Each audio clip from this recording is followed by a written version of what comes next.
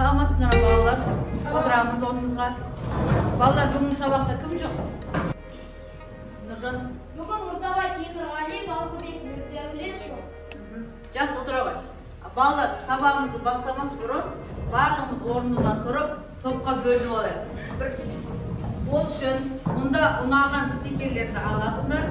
Сөйтіп, бірінші топ қызылды алғандар бірінші топқа, жасылды алғандар екінші топқа, көкті алғандар үшінші топқа, сарыны алғандар төртінші топқа отырады. Келіңдер, ұнаған стикерлерді алыңдар.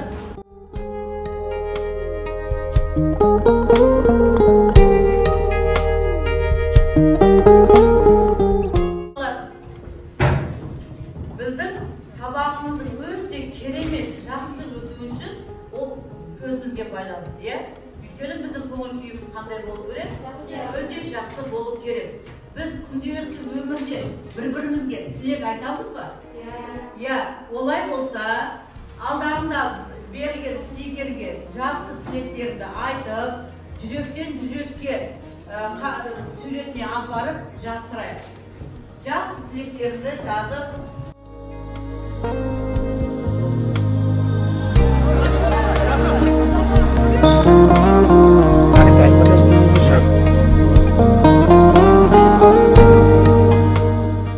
балалар, топқа бөлінгеннен кейін міндетті де оның топ басшысы болады, иә? Араларының бір топ басшысын сайлап алайық. Бал бірінші топтан кім сайланды? Балған екінші топтан Сезім, үшінші Алмат, төртінші топтан Әлбина. Балалар, бері қарайық. Әр топтың өзінің ережесі болады. Ережені білеміз ғой, иә? Жылда топ құрдық, дұрыс па? Бірлесіп жұмыс жасаймыз қазір. Бір-бірімізді тыңдаймыз, уақытпен санасамыз, сабаққа белсенді қатысамыз және тыныштықты сақтаймыз. Топ ережесі естеріңде қалды ма? Жарайды, жақсы. Балалар, біз қазір кімнің сабағын, кім туралы, кімнің шығармасын оқып жатырмыз? Сайын Мұратбековтың, иә? Сайын Мұратбеков туралы не білеміз? Айзат. Ол 1960 жылы 15 қазанда Алматы облысы Қоныс ауданында дүниеге келген. Альбина. Өте жақсы. Аида. Атақты жазушы екен. Балғаным. Бұл автордың әңгімелеріндегі кейіпкер қарапайым ауыл тұрғындары дейді. Нұржан. Автордың әңгімелерінде соғыс кезіндегі ауыл өмірі. Ауыл өмірін суреттейді екен. Өте жақсы.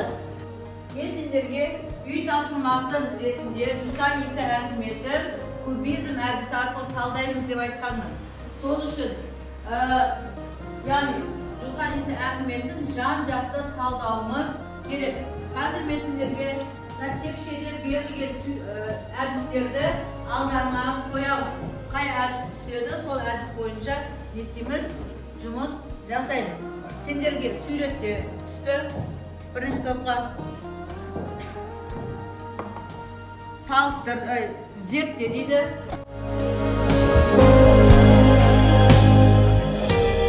Яғни суретте дегеніміз не? Соғыс жылдарындағы ауыл өмірін суреттейміз. Алдарында берілген плакат маркерді пайдалана отырып, соғыс жылдарындағы ауыл өмірін суреттейсіздер. Екінші топ ұлы отан соғысы туралы не білеміз? Қалай шықты ол? Сол туралы зерттеп өздерінің ойларын айтасыңдар. Үшінші топ соғыс жылдарында мектеп пен қазіргі замандағы мектепті қалай салыстырамыз? Сол туралы айтасыңдар. Төртінші топ талда дейді. Яғни Жусаниса әңгімесін сақылай, талдап жазамыз. Түсінді ма, тапсырма? Ал орныңды.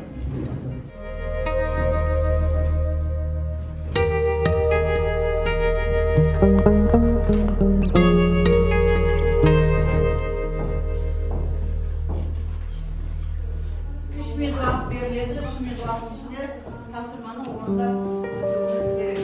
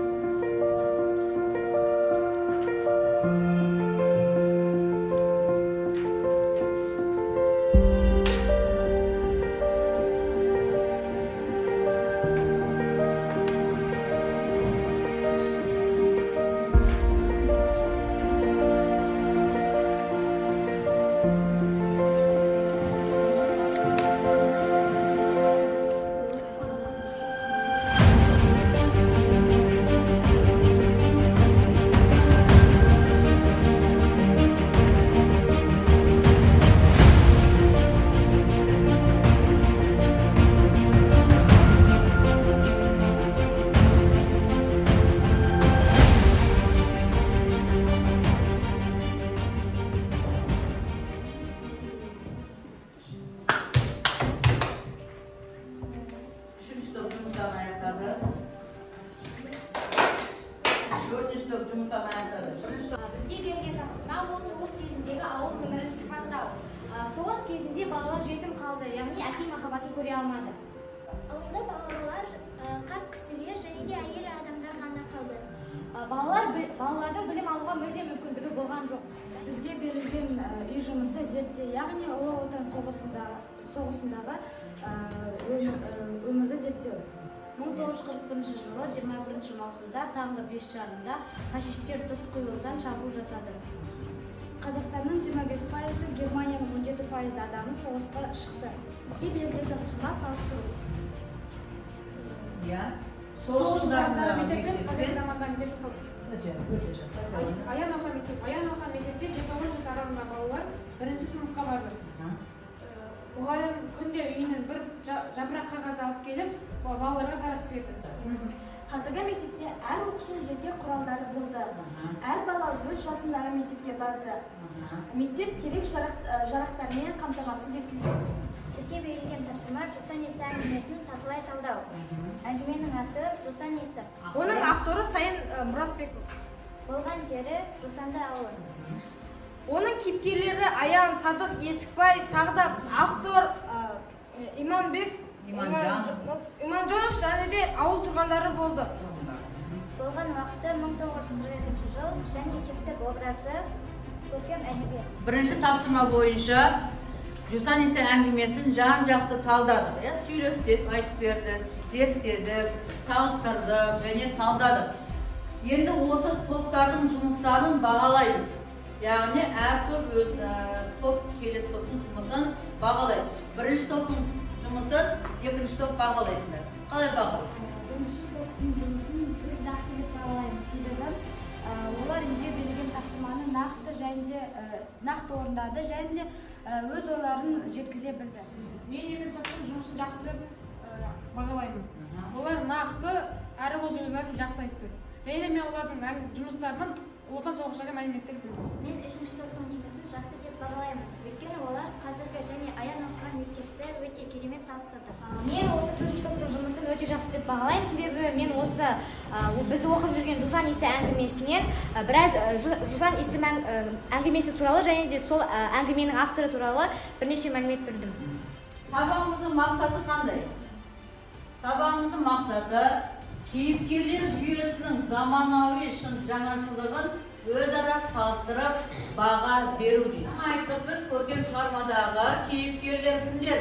Аян, Садық, Есікбай, автор бейнесі. Осы кісілерге қазір біз не істейміз? Мінездеме береміз осы кейіпкерлерге.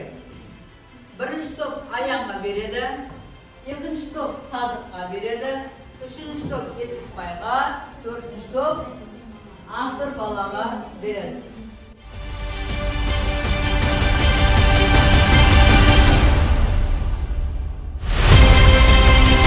Бірінші топты тыңдайық. Аян Қадастай деген бала ол өте үйренші, ақкөңіл бала болған ол өзінің көңіл жасын ешкімге көрсетпеген жұмсақ мінезді бала болды. Аян ол өз оқушыларының ішінде өте зерек және де ұқыпты бала. Келесі 2-ші топ. Садық мейірімді бала, ол достықты қадірлей біледі. Және де ол байқағыштығымен көзге түсті. Есікбай ауылдағы ең бұзақы тәртіпсіз балалардың бірі болған. Ол жазығы жоқ адамдарға өзінен өзге тиіседі. Және Аянға да көп тиіседі. Бұған Аян шыдамай, оны төбелеске шығып, және сол төбелесте оны жеңіп шығады. Автордың бейнесі ол өте жақсы бала, және де ол Аянның қасынан қиын кезде де қуаныш. Өзіңді тексерді. Хат жазуды үйретші деп кімдер айтты? Нұржан? Хат жазуды үйретші деп Аянның достары айтты. Аянның достары. Өте жақсы отырағы. Ал кім менімен жарысады деп? Алмай. Кім менімен жарысады деп Аян айтты. Аян айтты. Келесі біздің тапсырмамыз менің ойым деп аталады. Ол өте ақкөңіл. Ақылды бала екен. Адамды іш тартып тұратын жел нені байқадыңдар?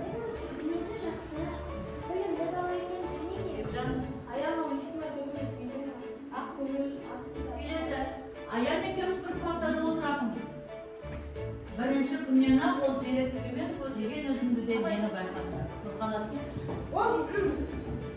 Ол ағасын қатты жақсы көргендіктен оған хат жазғысы келді, және де ол барлық әріптерді тез жаттап алды, және де оған күнде бір-екі әріп емес, барлық әріптерді үйретсе екен.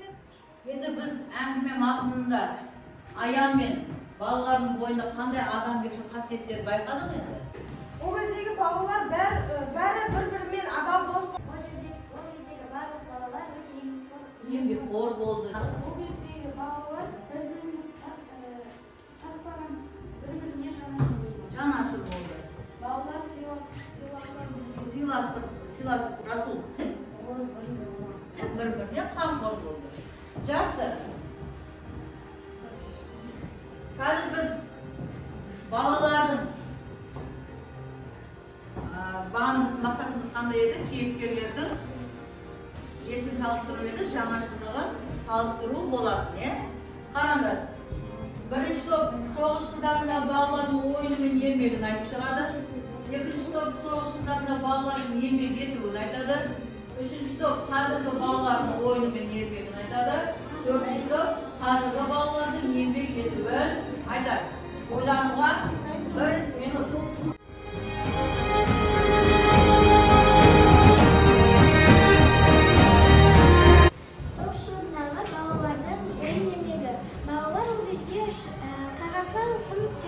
бір-біріне атып ойнауды жақсы көрген. Азанда ерте тұрып, өгізге мініп, жер жыртуға барған кезде бір-екі рет құлап қалып, қайтадан мініп жер жыртқан. Және олар үлкендер істейтін істі істеген. Қазіргі замандағы балалар телефондағы құмар және далаға көбінесе шықпайды. Қазір мысалы ауылдарда балалар мысалы көктем айында ата-аналарына көкөністер егуге және оларды баптауға көмектеседі. Баға берейікші. Соғыс уақытындағы балалардың ойыны мен қазіргі заманның балалардың ойынына қандай баға бересіңдер? Соғыс кезіндегі балалар олар дала ойындарын ойнаған, ал қазіргі балалар қолы босаса не далаға шығады, не смартфон көріп отырады. Соғыс кезіндегі балалардың ойыны далада көп болды. Олардың ойындары өте қызықты және де мейірімді ойнады. Қармашылық жұмыс. Әркім өзі құраса да болады, топпен құрасақ та болады. Аяның ертегісін баянды бір жетім бала болыпты деген тақырыпта жалғастырып айтып көреміз. Баянда бір жетім бала болыпты. Ол кітап оқығанды өте қатты жақсы көреді екен, бірақ кітап сатып алуға қаражаты жетпейді. Баянда бір жетім бала болыпты. Оның оған көмектесетін ешқандай жақындары болмаған. Оны сыныбындағы сыныптастарының бәрі сен жетімсің деп келемеш деген. Өте ақылды, сирек болыпты және достарына адал, мейірімді болған. Бір жетім бала болыпты. Ол бұзық бала болыпты. Ол басқа балаларға тиісіп, мейірімсіз болыпты. Оның және де достары аз болып, ол көңілсіз жүреді екен. Үй тапсырмасын жазып аламыз, күнделіктерінде алыңдар бәрін. Үй тапсырмасы. Аяның болашағы тақырыбында өз қиялдарымен повесті аяқтап келді. Аян жетім балалар үйіне кеткеннен кейін, ары қарай оның өмірі не болды? Соны жазып келеміз. Түсінді ме?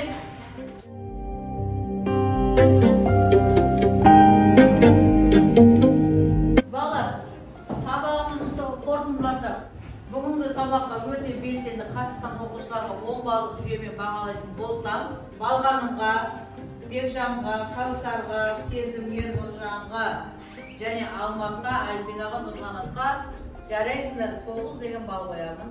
Нұрила, Диана, Расул бұларға жақсы деген баға қоямын. Жақсы, сау болыңдар. Сау болыңдар.